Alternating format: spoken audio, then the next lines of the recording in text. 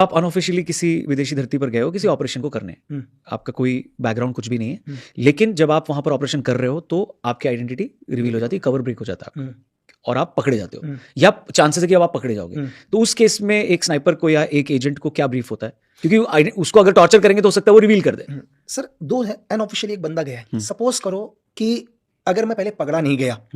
तो इन्फिनिट हमारे को वापस से निकलने के हमारे कई लोग होते हैं कि हम कैसे वापस निकलेंगे, मैसेज मिल जाता है आपको, मैसेज मिल जाता है हमारे पहले से। हम लोग अपना मतलब एग्जांपल के लिए अगर मैं यहाँ आया हूँ तो इस घर के अंदर घुसने के लिए मुझे पहले से यहाँ के एग्जिस्ट पता होने चाहिए, क्योंकि मुझे पता होना चाहिए कि यार इसके 3 एग्जिस्ट हैं, इन तीनों एग्जिस्ट में भी अगर यहाँ के लोकल एडमिनिस्ट्रेशन लग गई तो मैं चौथा कहाँ से निकलूंगा, फॉर एग्जाम्पल के लिए। तो अगर मैं निकल पाया, पहली चीज ये, अगर मैं नहीं निकला तो उस देश की गवर्नमेंट भी क्या करती है, 99% केसेस में तो बताती नहीं हमने पकड़ लिया, 99% केसेस में नहीं बताती कि हमने पकड़ लिया। जीवन में जितना टॉर्चर की तो हद ही छोड़ दो सर,